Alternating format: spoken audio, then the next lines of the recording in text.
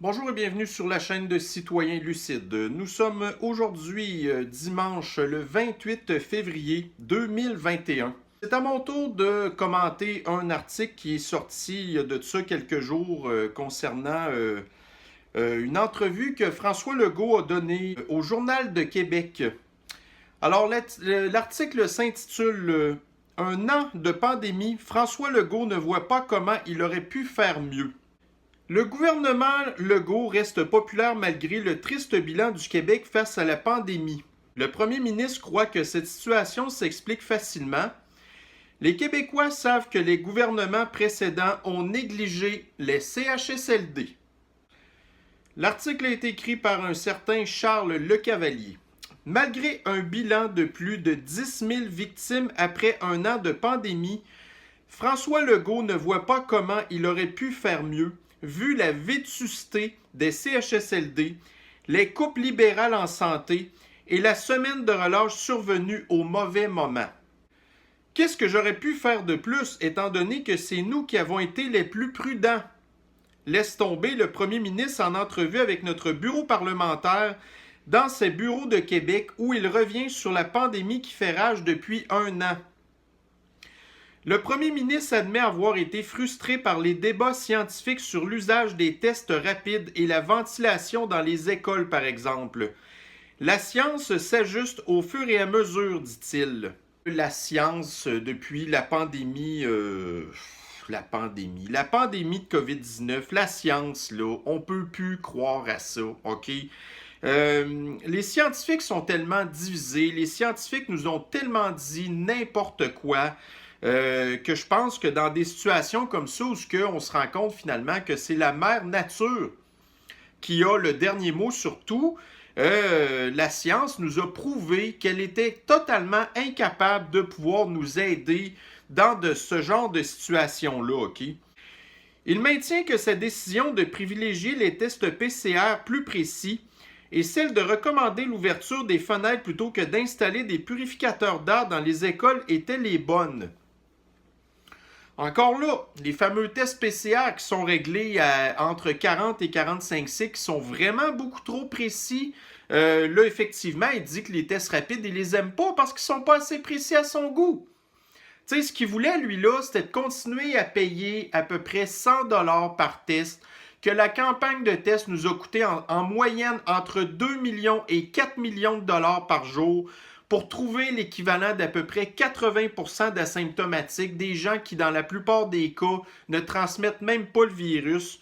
Et tu sais, voyez-vous, sur, admettons, je sais pas, moi, une journée où il y avait à peu près, par exemple, 35 000 tests, tu réussis à trouver à peu près 800 cas, puis lui, il trouve ça correct, là.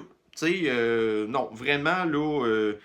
L'histoire aussi des fenêtres dans les écoles. Bon, écoutez, ben oui, mais tu sais, écoute, là, le virus, c'est des aérosols. Il faut. Oui, mais tu sais, c'est qui est dans les écoles? C'est des enfants. Les enfants sont à peine affectés par la COVID-19.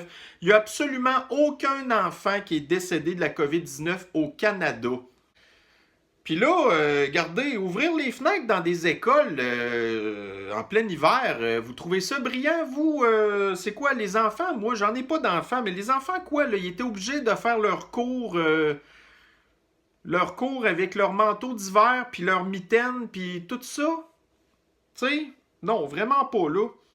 En plus, tu sais, regardez, vous ouvrez les fenêtres. Qu'est-ce que ça fait quand vous ouvrez les fenêtres chez vous? Est-ce que l'air sort de chez vous ou si l'air rentre de chez vous? Ben, l'air rentre chez vous.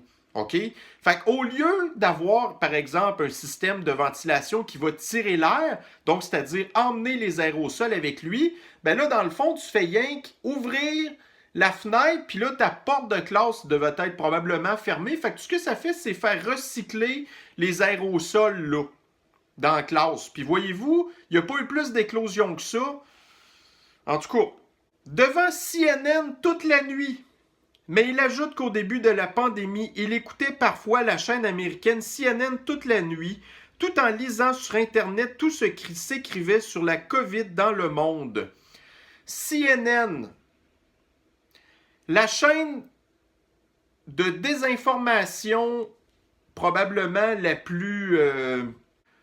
La plus célèbre aux États-Unis, François Legault, là, en plus, je ne sais pas si vous avez déjà remarqué, mais François Legault, il parle très très mal anglais, OK?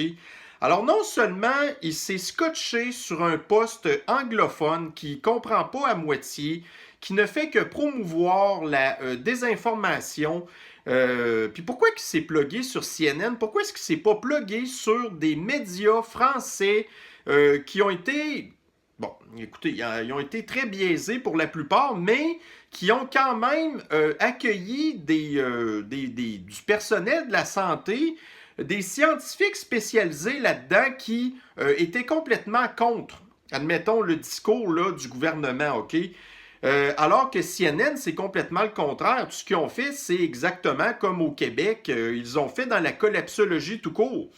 Alors ça, voyez-vous, là, ça peut pas être une meilleure preuve que François Legault, regardez, c'est pas un homme qui est très, très intelligent, OK? Mais François Legault, en fait, là, ça n'est que le reflet du Québécois moyen, OK? Qui s'informe pas, qui sait pas grand-chose, qui est émotif, qui va regarder des affaires qui vont comme marquer un petit peu son imaginaire, puis après ça, il va se faire son opinion sur rien du tout, sans rien questionner. CNN, comme je vous disais tantôt, ça n'a pas du tout fait place au débat d'idées. C'était du one-way tout le temps. Fait que... Mais c'est ça, François Legault. Tu sais, c'est pas un homme intelligent plus qu'il faut, OK? Dès que je voyais une mesure que je jugeais intéressante, tu sais, c'est lui qui juge ça intéressant. Mais François Legault, là, c'est pas un homme qui est spécialisé dans les questions de santé pantoute. Fait que lui décidait que ces mesures-là, en fonction de son non-savoir, non scientifique, émotif, d'un homme... Regardez, là, j'ai sa photo d'en face, puis je suis pas capable de le regarder. Cet homme-là, il me lève le cœur. Fait que lui, là, il décide de même que, bon, ben, une mesure que je juge intéressante, ouais, on va y aller avec ça. J'allais plus loin que ce que me recommandait la santé publique. La santé publique qui est supposée être un petit peu plus scientifique, un petit peu plus mesurée. Mais lui, il s'en fout. Il se prend, il s'est pris pour un autre. Ça là, tu sais, écoutez, un homme qui est pas intelligent, un homme qui est mal informé, puis en plus qui souffre du syndrome de Dieu, qui pense, lui-là, qu'il peut décider tout ce qu'il veut, là. On a été la première province à fermer les écoles, à fermer les entreprises, souligne-t-il, puis il est fier de ça. Quand on regarde le résultat que ces mesures ont eu là, sur la courbe de la pandémie, là, ça n'a rien donné. Ça n'a rien donné de bon. La seule affaire que ça l'a donné, c'est que ça l'a complètement détruit l'économie. Ça l'a divisé la population entre les covidios et les covido-anxieux. Ça l'a créé un climat de peur, un climat complètement destructeur au niveau des enfants. Le Québec a un des pires bilans économiques du Canada, puis même de l'Amérique du Nord. Il se compare avec les États démocrates aux États-Unis, qui ont eux aussi le pire bilan économique de toute la gang. Et pourtant, la courbe de pandémie est exactement pareille entre les États, les provinces qui ont confiné ou non confiné. Pareil. La publication récente d'avis de la santé publique démontre d'ailleurs que le gouvernement a souvent été plus sévère que ce que recommandait le Dr Arruda à l'égard des restos, des gyms et des cinémas notamment. Oui, mais François Legault, il s'en fout de tout ça. Est-ce que vous voyez François Legault dans un gym, vous? Tu sais, vous savez comment est-ce que les anti-Trumpistes disaient « Ah, t'as-tu vu Donald Trump, il est obèse, patati patata. » Ben moi, quand je regarde François Legault, c'est un obèse lui aussi, là. Il est très souvent à bout de souffle. Tu sais, fait que les gyms, lui, ça l'intéresse pas. Les restos, ben les restos, ça a l'air que pour lui, c'est pas important plus qu'il faut. Les cinémas, voyez-vous François Legault dans un cinéma? Ça ne l'intéresse pas ça non plus. Lui, ce qu'il aime, c'est le théâtre. Un vieux mononcle de grand-père qui s'intéresse au théâtre. Fait que tout ce qui n'est pas important pour François Legault, qui est égoïste, parce que lui, regardez, vous savez, pendant Noël, il trouvait ça triste parce qu'il ne pouvait pas voir sa famille.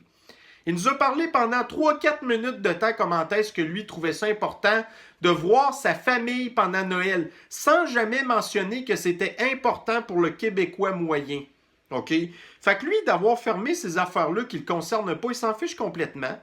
Mégalomane. Cette crise aura aussi permis de réaliser l'importance de la santé publique qui avait subi d'importantes compressions sous l'administration de Gaétan Barrette, dit le premier ministre. Oui, mais ça a commencé bien avant ça. Ça fait des dizaines d'années que le système de la santé québécois est abandonné, qu'il est malmené, qu'il est mal géré par tous les gouvernements qu'il y a eu, sans aucune distinction. On a donné un budget supplémentaire de 106 millions au Dr Arruda pour qu'il puisse avoir tout le personnel nécessaire, a-t-il dit. Ben oui. Puis quelques mois plus tard, vous en aviez déjà le tiers de ces personnes-là qui étaient déjà parties. Puis vous avez une énorme migration du personnel de la santé qui était dans les hôpitaux, secteur public, qui maintenant s'en vont dans le secteur privé parce qu'ils sont plus capables. Puis ça, c'est sans parler celles qui ont pris leur retraite ou qui tout simplement ont changé de domaine. Fait que leur 106 millions, il ne sert à rien. Populaire malgré tout. Le Québec qui a récemment franchi la barre des 10 000 décès causés par la COVID-19, puis gardez, là-dessus, là, vous en avez possiblement la moitié qui sont même pas morts de la COVID. Des personnes qui avaient des comorbidités. Alors sérieusement, là, on a à peu près 5 000 personnes qui sont mortes au Québec de la COVID-19, puis vous avez là-dessus la majorité des décès qui sont arrivés pendant le premier épisode du printemps passé, où c'est là qu'il y a eu une surmortalité. Tout le reste de l'année, la courbe de mortalité était exactement la même que toutes les autres années passées.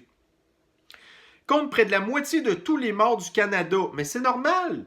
On a considéré des gens morts de la COVID par lien épidémiologique, chose qu'on a été parmi les seuls à faire. Fait que, voyez-vous, le Québec est un fraudeur. On a fraudé les chiffres de COVID. Et pourtant, la popularité de la CAQ et de son chef François Legault n'a pas été affectée par ce triste bilan. Mais ça, regardez, c'est à l'image du peuple québécois. François Legault est le premier ministre d'une population qui est à son image. Les Québécois, là, regardez, j'ai pas beaucoup de respect pour le peuple québécois parce qu'on voit depuis les dizaines d'années où ce que ça nous a emmené. On est un peuple qui dépend depuis toujours de la péréquation du Canada jusqu'à il n'y a pas beaucoup d'années. Écoutez, on avait des déficits par-dessus déficits, déficits structurels économiques, on a toujours eu des problèmes économiques. Notre système public est un échec tout le temps, partout. Le peuple québécois est désinformé, il ne connaît rien. La plupart des Québécois ne parlent même pas anglais. On est pathétique. Fait que ça ne me surprend pas que la CAQ soit encore très haute dans les intentions de vote. Le peuple québécois est un peuple émotif.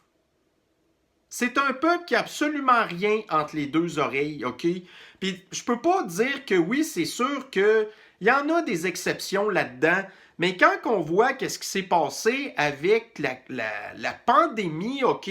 Ben c'est là qu'on a vraiment révélé c'est qui avait le plus de jugement entre les deux oreilles. Le premier ministre l'explique ainsi. Nous avons surtout souffert dans les CHSLD.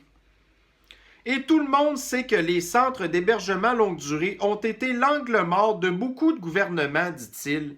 Oui, mais voyez-vous, il s'en fiche complètement des CHSLD lui aussi. Ça fait plus que... en tout cas, ça fait 1 an que les personnes âgées sont confinées dans leur chambre de CHSLD, qui ne peuvent rien faire, que personne ne peut aller les voir. C'est super compliqué d'avoir accès à eux. À la limite, vous êtes capable d'aller les voir avec un protocole de santé ultra sévère. Ils ne peuvent pas sortir de chez eux pour aller voir leur famille. Vous êtes obligé de les voir avec un masque en pleine face pendant quoi, 15 minutes, puis après ça, il faut que vous partiez. Fait que, tu sais, voyez-vous, sa gestion de crise a été, pour ainsi dire, pire que la gestion tout croche des CHSLD qu'on a eu avant. Ça fait juste nous prouver que sa gestion n'est pas mieux non plus. Il a réussi à embaucher 8000 personnes en catastrophe pour aller dans les CHSLD. Il y en a le tiers qui sont partis. Malgré le fait qu'en dedans d'un an, si tu pars avant le temps, tu es obligé de rembourser la formation que tu as eue, 9000 $. Pensez-vous vraiment là, que les CHSLD, ça va être mieux? À la limite, la pandémie, là, elle a été très utile pour François Legault pour se débarrasser du surplus de personnes dans les CHSLD qu'il y avait. Puis de créer des nouvelles places, puis d'essayer de reprendre le contrôle là-dessus. C'est juste ça que ça l'a fait, la pandémie. Ça l'a wipé des personnes âgées qui étaient en fin de vie, qui dérangeaient le gouvernement. Et ajoute-t-il, c'est sans compter les compressions du Parti libéral du Québec. Ben oui, toujours la faute des autres. Mais ça, c'est encore typiquement québécois, ça. Quand on a un problème, c'est la faute de qui? Ben, c'est la faute des autres. De nombreux centres n'avaient ni patron ni responsable des équipements de protection individuelle, des postes abolis dans le passé. Ben oui. C'est qui actuellement qui est en tête là, de la campagne de vaccination? Ben, c'est un bonhomme qui, on a entendu parler là, du centre d'hébergement Liverpool à Lévis. Regardez que c'est ça. Maltraitance des personnes âgées, décès, toutes sortes d'affaires, des plaintes. Ça fait des années que ce centre-là est sous la loupe, en tout cas qu'il y a eu des dénonciations de maltraitance. Première affaire que François Legault fait, il prend le directeur de ça, puis il s'en va l'envoyer le responsable de la campagne de vaccination du Québec. Là, ça fait quand même un an là, que les CHSLD doivent composer avec les problèmes de la pandémie. Est-ce qu'il y a eu encore là des personnes qui ont perdu leur emploi à cause de leur mauvaise gestion? Puis quand il nous parle de la protection individuelle, ça a pris combien de temps avant que le masque N95 devienne la norme dans les CHSLD? Ça fait quoi depuis le début de cette année, là? Ça date de la fin janvier. Tu viens me dire que toi, ce que tu as fait, c'est mieux? Puis les postes abolis dans le passé, ouais, mais toi, ceux que tu as engagés, ils s'en vont. Puis tu les as tellement écœurés que là, il n'y a plus personne qui veut s'en aller travailler dans les CHSLD. Fait que le manque de personnel dans le secteur de la santé, là, tu vas rien régler pantoute. Il cite l'ex-PM Pauline Marois qui a fait ce constat en avril dernier. Pauline Marois, ancienne péquiste. François Legault, ancien péquiste. François Legault, c'est pas un caquiste, c'est un vieux péquiste qui a été opportuniste d'aller détruire le parti de l'ADQ en le faisant croire des affaires. Il n'a jamais tenu ses promesses. Mais François Legault, c'est un péquiste dans l'âme, OK? C'est l'ensemble des gouvernements qui se sont succédés, incluant aussi le gouvernement de Pauline Marois. Bon, le sien, il n'a pas duré longtemps, puis une chance, hein? On a fait fausse route et aujourd'hui, on en paie le prix, avait-elle dit à TVA Nouvelles. Les préposés aux bénéficiaires. M. Legault estime que son gouvernement a donné un coup de barre après la première vague. Il pointe l'opération de recrutement des préposés aux bénéficiaires. On va avoir ajouté plus de 8000 préposés. C'est plus de 30% des effectifs, laisse-t-il tomber. Bon, j'en ai parlé déjà avant de ça, là. Mais pourquoi les autres provinces ont-elles mieux performé que le Québec? Chapelet de statistiques en main. Monsieur Legault, quelles statistiques? Mais ces statistiques bidouillées. Parce que depuis le début, ces statistiques, ça ne sont que des mensonges. M. Legault rétorque que la semaine de relâche a provoqué une première vague plus dure au Québec que lorsque l'on compare aux pays du G7, seuls le Canada et l'Allemagne ont fait mieux. C'est totalement faux. Nous avons prouvé pendant toute l'année, OK, là, ça fait quasiment un an, là, que toutes les histoires de rassemblement, ça n'avait absolument rien changé. Pantoute! Et chaque fois qu'il y a eu quelque chose, François Legault a blâmé les Québécois. Il blâme encore les Québécois en disant que c'est à cause de la semaine de relâche des Québécois qu'il y a eu des problèmes dans le système de la santé. Au mois de février, il y avait déjà toutes sortes de lumières rouges qui s'allumaient dans le dash pour dire il y a quelque chose qui se passe, il y a quelque chose qui se passe. Ben non! Docteur Horacio Arruda, il est allé voyager au Maroc puis il disait qu'il n'y avait rien qui se passait. Fait qu'arrête de blâmer le peuple, là, toi. Plusieurs questions sont toutefois sans réponse. Québec aurait-il dû annuler sa semaine de relâche? A-t-on commandé assez tôt des équipements de protection? Pourquoi ne pas avoir plus rapidement exigé le port du masque? Le port du masque ne sert à rien. C'est la commissaire à la santé, Joanne Gay, qui donnera des réponses, rétorque M. Legault. Pas question de faire une enquête publique qui l'associe à un spin des partis d'opposition. C'est pas un spin des partis d'opposition, c'est un spin du peuple québécois qui demande des réponses. Et de certains médias qui, des fois, commencent à poser des questions. A-t-on commandé assez tôt des équipements de protection? La réponse, c'est non. Au mois d'octobre, là, quand on nous parlait de la deuxième vague, est-ce qu'il y avait assez de lits dans le système de la santé pour accueillir des potentielles personnes malades de la COVID? La réponse est non. Est-ce qu'on avait suffisamment de respirateurs pour les soins intensifs? La réponse est non. Ils n'en ont même pas commandé un. On roule avec le même matériel qu'on avait depuis l'année passée. Le gouvernement a préféré aller mettre à peu près de 5 à 600 millions de dollars dans les tests inutiles plutôt que d'aller acheter l'équipement qu'il avait besoin. Le PLQ n'a pas aidé. Il critique également le virage des libéraux durant la pandémie. Avec l'arrivée de Dominique Anglade comme chef, le PLQ s'est mis à critiquer les mesures de santé publique. Ben, moi je m'excuse, mais les oppositions n'ont absolument rien fait pendant la pandémie. De voir Monsef Déragi et Dominique Anglade laisser entendre que certaines mesures n'étaient pas les bonnes. Ben non, il n'y a rien qui était bon, là. Rien pantoute. On essaie d'expliquer aux Québécois que c'est important de suivre les consignes. Non, mais ils ne servent à rien, vos consignes. Ils n'ont jamais servi à rien. On a dénoncé ça pendant toute l'année, puis on a des preuves. On a été obligés d'attendre des mois de temps pour vous prouver avec des statistiques que vous réfutez en plus parce que tu es trop imbécile pour comprendre, parce que tu es rien qu'un maudit menteur. Et là, on a quelqu'un qui vient dire le contraire ou à peu près dénonce-t-il. Et là, ça rempire. Rester après 70 ans pour relancer l'économie. François Legault renonce à l'idée de partir après un deuxième mandat comme il l'a déjà dit dans le passé. Le virage que doit prendre l'économie québécoise l'intéresse davantage que la retraite. Eh bien, nous ne sommes pas du tout intéressés à t'avoir encore là. Tu as détruit l'économie du Québec, alors c'est sûrement pas toi qui va rebâtir l'économie du Québec que tu as détruit toi-même. Il s'explique sur cette question avec le journal et expose comment il envisage le Québec post-pandémie. Alors c'est là que François Legault commence à parler du grand reset, là.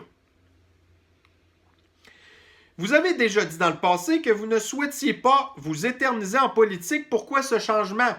Parce que monsieur, l'imbécile heureux, l'attardé mental qui souffre de syndrome de Dieu, il s'attache, il s'acharne. L'économie. On a un écart de richesse monstrueux avec l'Ontario, avec le reste du Canada et les États-Unis. Pourquoi? Parce qu'on a trop. On a trop de fonctions publiques, On a trop de bureaucratie publique. On a trop de ça. Le Québec est l'État le plus fonctionnaire de l'Amérique du Nord. Pourquoi c'est lui qui fonctionne le moins bien par rapport aux autres? Et voilà. Si on récupère 1% de PIB par année, ça va prendre 15 ans pour être aussi riche que le reste du Canada. 15 ans. Il dit n'importe quoi. Les sciences économiques, c'est pas différent des sciences de la pandémie, puis des sciences du climat, puis de toutes sortes de sciences qu'on connaît rien, là. Il parle au travers de son chapeau.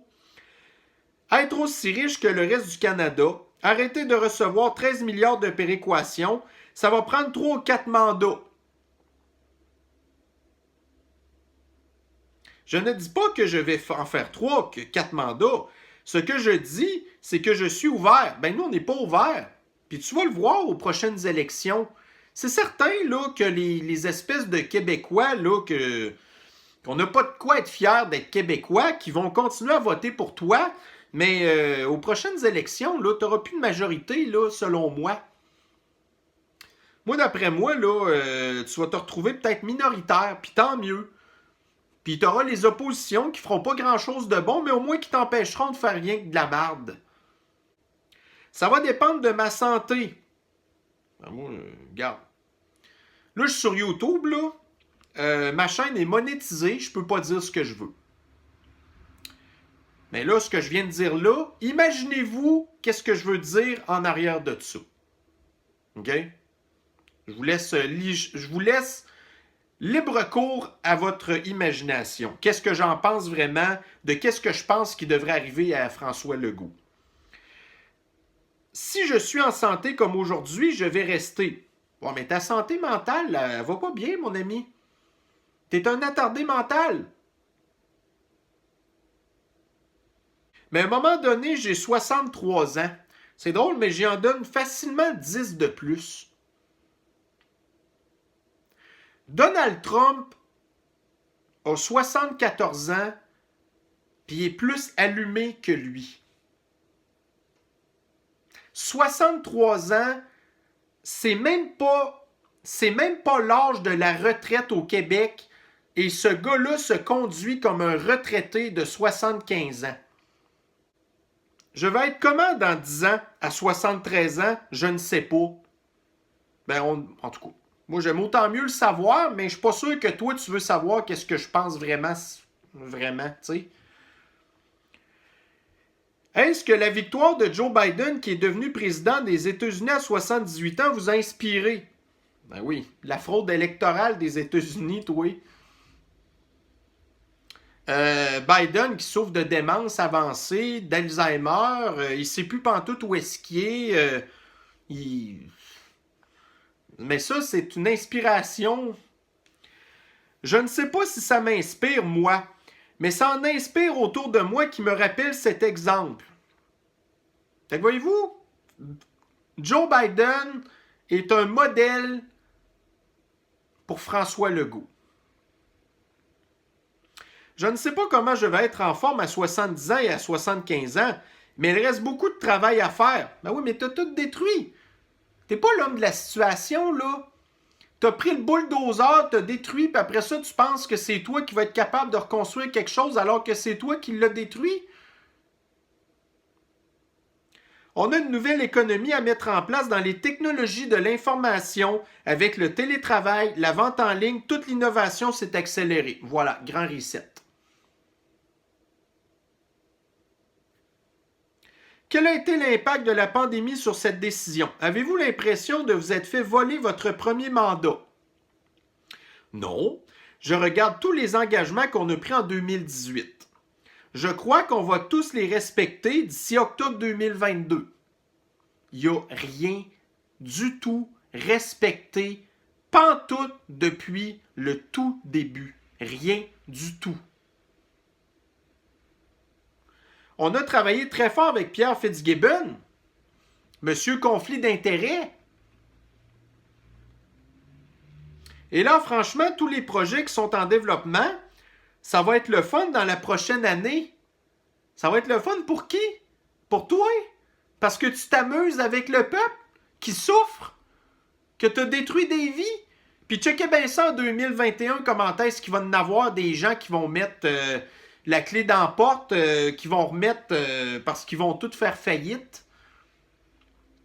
Les dommages en santé mentale qui, regardez, ça se reset pas comme ça, contrairement à l'économie que tu penses remettre à zéro, ben non, les problèmes de santé mentale ne font que s'accumuler. Et plus ça s'accumule, plus c'est difficile à soigner.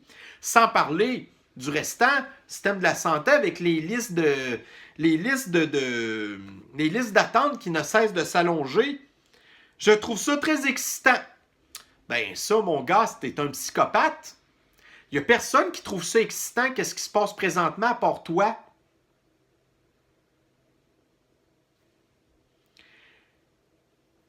Et ce virage de l'économie québécoise, comment l'envisagez-vous?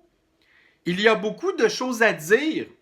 Les Québécois se sont habitués à acheter québécois, c'est faux.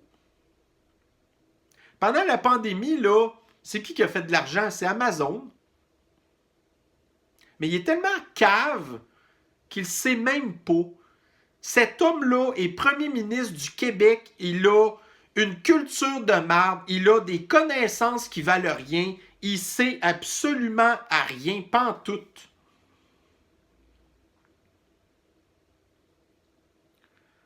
Hey, les Québécois se sont habitués à acheter québécois. Et ce n'est pas juste vrai en agroalimentaire. Ben oui, mais l'hiver, il n'y en a pas d'agroalimentaire qui fonctionne au Québec, c'est l'hiver. On ne peut rien faire l'hiver, là. À part les élevages d'animaux que vous êtes en train de vouloir tout détruire ça, là. On parle du manufacturier. Mais c'est où qu'il est, le manufacturier au Québec? Les masques qu'on a en pleine face, là, ben, ils viennent tous quasiment de la Chine encore. Les vaccins, là, que Justin Trudeau a signé dernièrement, ils viennent de où, vous pensez? Ils viennent de l'Inde. Il n'y a aucun vaccin qui est produit ni du Québec ni du Canada. Les respirateurs qu'on aurait achetés, ils seraient tous venus des États-Unis. De quel secteur manufacturier qui parle? Avec les relations qui ne sont pas très bonnes avec des pays comme la Chine, on regarde la mécanisation, la robotisation, encore du grand reset. Être capable de grossir la taille de nos manufacturiers, il n'y a absolument personne qui veut investir au Québec avec le contexte syndical qu'on a, les taxes qui sont plus élevées qu'ailleurs, les impôts qui sont plus élevés qu'ailleurs, les annonces qu'on a eues, OK, des emplois qui ont été signés au Québec nous ont coûté des milliards. Les emplois sont financés, sont subventionnés à hauteur de plusieurs centaines de milliers de dollars par emploi. Il n'y a absolument rien qui est créé. On prend de la dette québécoise pour aller financer des emplois du Québec sur une dette qu'on ne sera jamais capable de rembourser.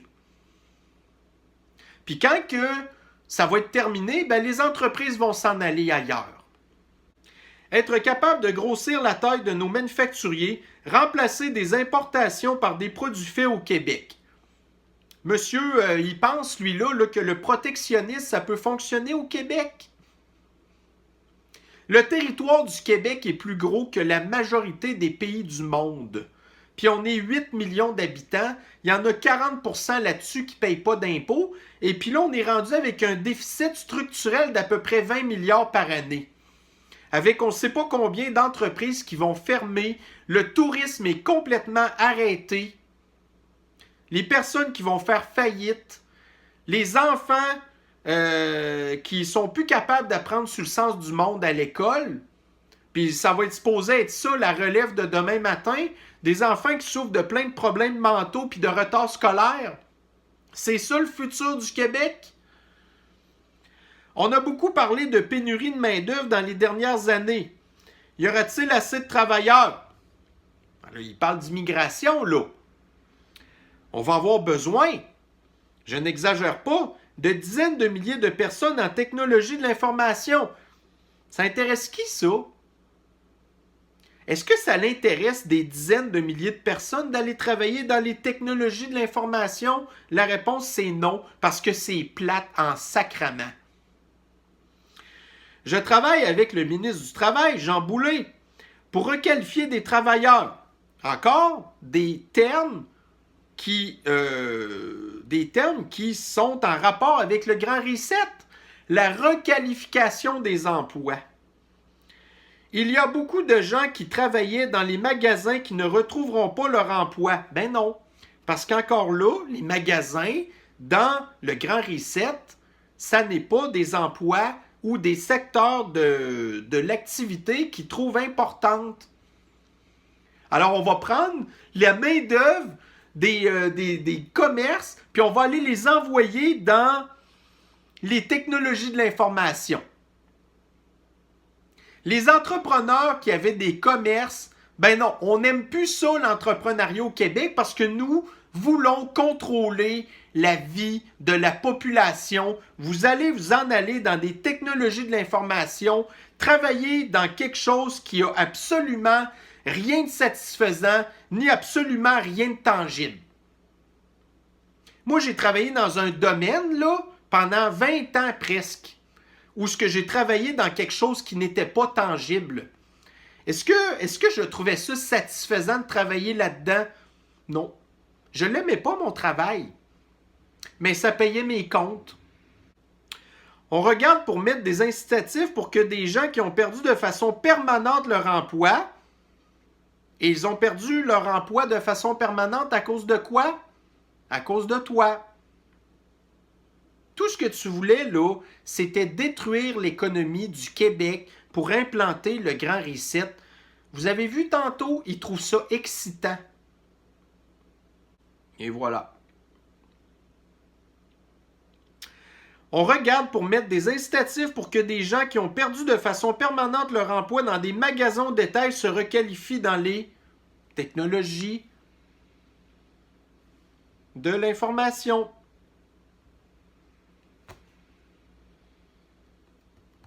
En les soutenant financièrement pour aller étudier, subvention publique, payée par qui? Le contribuable. Où est-ce qu'on leur paye un salaire pour étudier, par exemple? Le UBI, le Universal. En tout cas, c'est ça. Hein? On va donner de l'argent comme ça, là, de l'argent du public pour te payer, une espèce de revenu universel. Et on continue dans le Grand Reset. Une deuxième vie pour les centres-villes. Les grands perdants de la pandémie? Ben, le peuple. Les centres-villes et les centres d'achat. On s'en sac-tu des centres-villes? C'est le peuple qui souffre, c'est pas les centres-villes. Dans les centres-villes comme à Montréal, comme les gens ont plus de télétravail, il va y avoir beaucoup de locaux de libre, dit François Legault. Il espère en profiter pour y attirer plus d'entreprises, notamment dans le domaine des technologies de l'information. Mais une partie de ces taux seront convertis en logements. Grand Reset. Toutes les entreprises, les locaux commerciaux qui ne servent plus à rien parce que on a implanté le Grand Reset, on transforme ça en logements sociaux, des logements à rabais pour les personnes qui n'ont pas d'argent, qui sont pauvres puis qui vont rester pauvres toute leur vie. Grand Reset. Tu sais, moi là, je trouve ça tellement écœurant comment est-ce qu'on nous a traités de toutes sortes de noms, les complotistes. On avait raison depuis le tout début. Même chose en banlieue. Beaucoup de centres d'achat vont devoir se trouver une nouvelle vocation. Ça veut dire quoi, là? Ça veut dire qu'il ne veut pas réouvrir les commerces. On en a encore une preuve, là.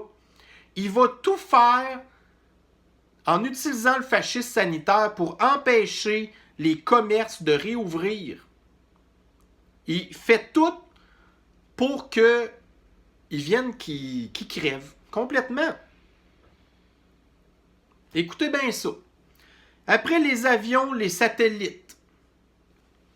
Les ventes d'avions ont piqué du nez avec la pandémie et la situation prendra un certain temps avant de se rétablir.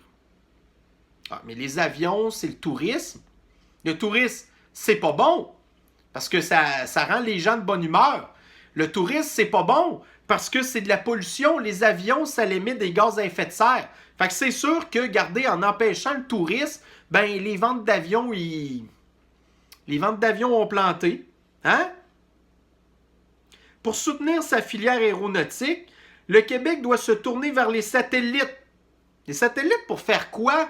Des satellites de surveillance de la population, là?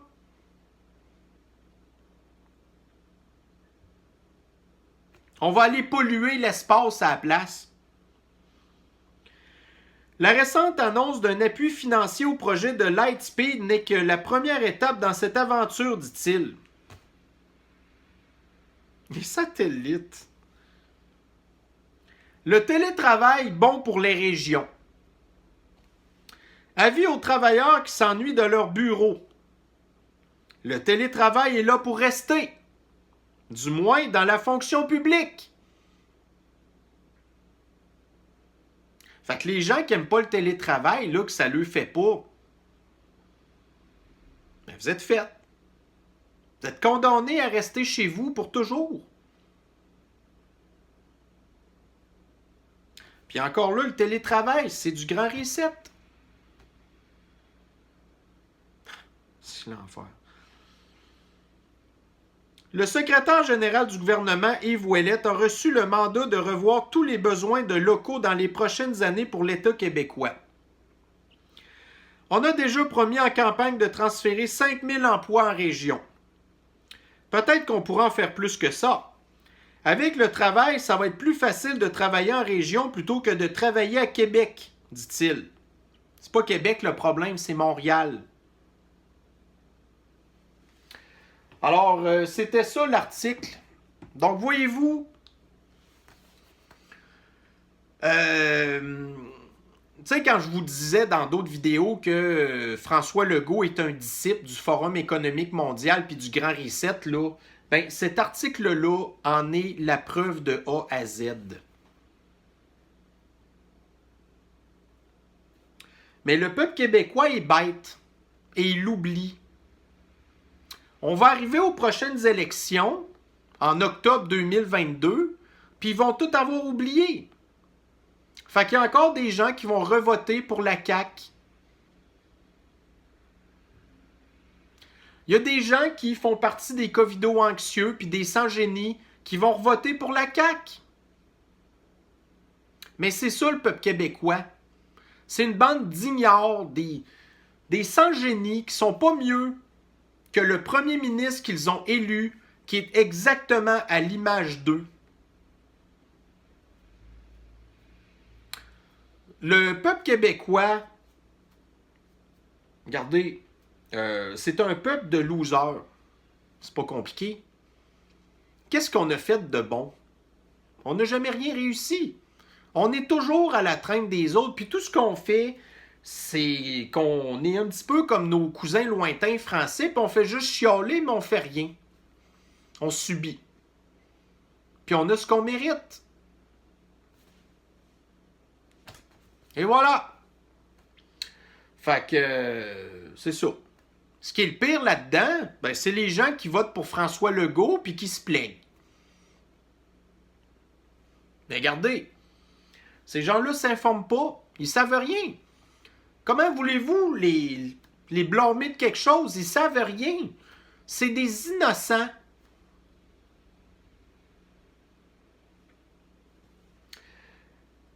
Donc, mes chers citoyens lucides, j'espère que ben, vous allez vous en rappeler. Je suis pas mal sûr. Parce que, regardez, nous, ce qu'on vit présentement, c'est un traumatisme. Puis les syndromes post-traumatiques, après ça, ça reste pour le restant de la vie. Hein? En tout cas, j'espère qu'aux prochaines élections, vous allez faire les bons choix, là, quand ça va être le temps de voter. Puis là, commencez pas à aller voter pour le PQ ou le Parti libéral du Québec, là. Au même titre qu'aux prochaines élections fédérales, allez pas voter pour le Bloc québécois, là. OK? Si vous voulez sortir Justin Trudeau, ben il va falloir voter pour le moindre mal. Et le moindre mal, ça n'est pas le Bloc québécois. Et si vous me dites le contraire, là, ben ça me dérange pas que vous calissiez le camp de ma chaîne, OK? Parce que c'est à cause de des personnes comme vous, justement, que Justin Trudeau est entré aux dernières élections. Moi, j'ai pas besoin des gens comme vous sur ma chaîne, OK? Fait que si vous êtes... En tout cas, puis de toute façon, regardez, dans les gens qui font partie des complotistes, il y en a des gens là-dedans qui sont des méchants illuminés aussi, là, qui n'aident pas pantoute notre cause. Mais bon, j'aime autant mieux les avoir de mon bord, là, qu'on se retrouve tout seul contre cette espèce de grosse machine-là, là. En tout cas. Donc, mes chers citoyens lucides, ça met fin à la capsule d'aujourd'hui. Passez une bonne journée. Bye bye.